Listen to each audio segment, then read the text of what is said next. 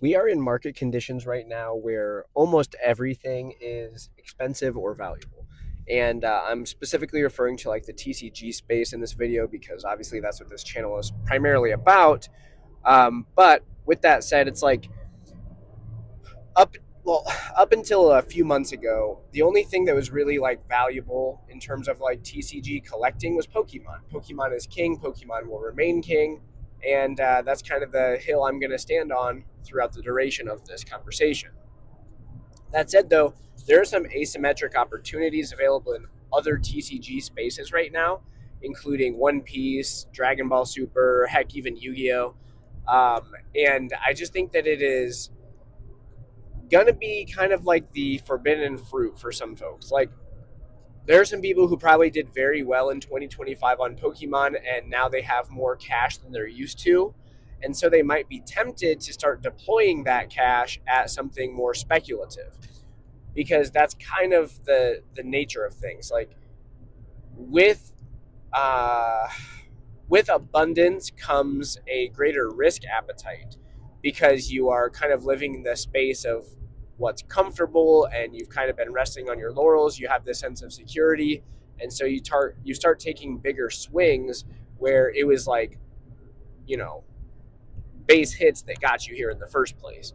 And so I think that's like an interesting trap that people are probably becoming more and more attracted to. But I only raise caution because of this. So the Pokemon hobby is just infinitely larger than all of these other trading card games and spaces, and probably combined. I'll go so far as to wager that. Like Pokemon is probably the size of One Piece, Dragon Ball Super, Yu-Gi-Oh. I would imagine that the Pokemon IP is larger than all of those trading card games combined, and wouldn't even say that it's close. Um, and so, what does that mean? What does that imply? Well, what the implication there is that you have such a deeper pool of potential customers in Pokemon, whereas like the consumer base on those alternative TCGs is going to dry up faster. And in some cases, like in some of those card games that I just mentioned, the collector base actively does not want their cards to become valuable. And I could go on a huge rant about this, and maybe I'll give you just a micro rant instead. But it's like, you have all these people that it's hard to say where this sentiment comes from. Like maybe it's because they wish that they had bought like bigger cards sooner, and now they're kind of like bitter out of regret for that fact. Or perhaps it is just the fact that they want to continue being able to buy whatever they want for, super duper cheap prices, which, I guess we all want to get things generally for the cheapest amount possible with the greatest amount of like authenticity and quality, right? Like, I think that's kind of human nature that makes sense from the buying side of anything. But that said, like we see some of these hobbies that I'm discussing right now actively fight against their hobby growing. Like they gatekeep when new people start entering. When we're comping off of higher sales, they get upset about that. It's like laugh react central.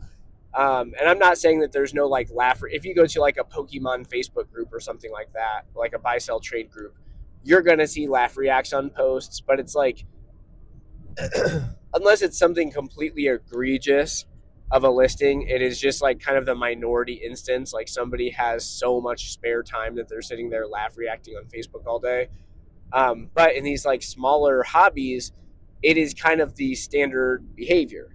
And so with that too, you have to get a reflection of your customer base then based off of that. Because it's like, in Pokemon and just generally on eBay, it's the buyers that don't ask you 25 questions and for a 50% discount, like the buyers that you really never hear from and they just come in, click buy now, and leave a positive, like those are the best types of buyers.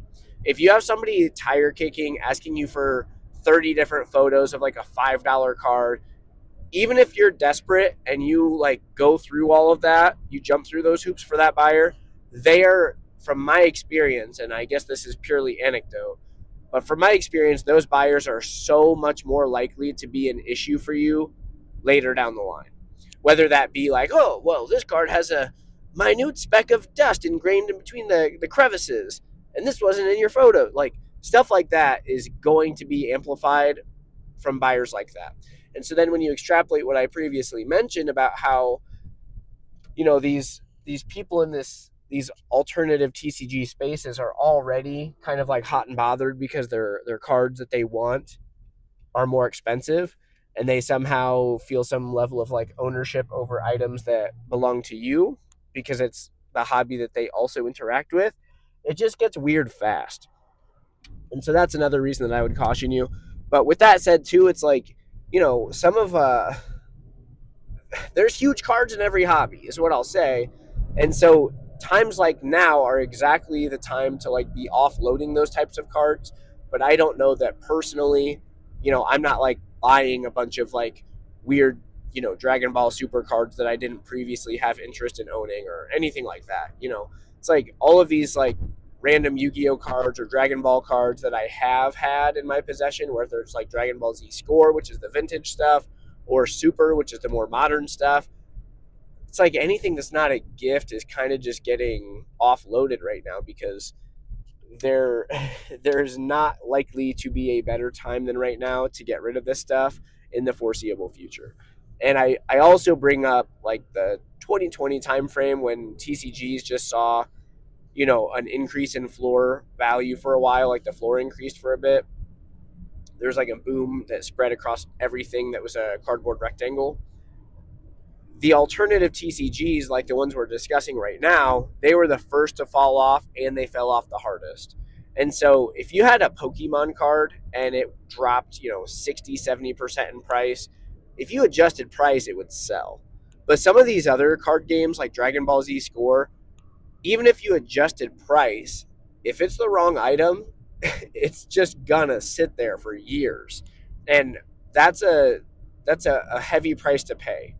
A lack of liquidity over the course of multiple years is expensive in more ways than one. And so these are just some of the things that I'm considering as I see, activity continue to be exciting in these other TCG spaces. And, to some extent, I'm sure that there is opportunity, but I would just be thinking about things like this before you, put it all on red, right? So with that said, I appreciate you for watching. Thanks for being here, and I'll see you on the next one.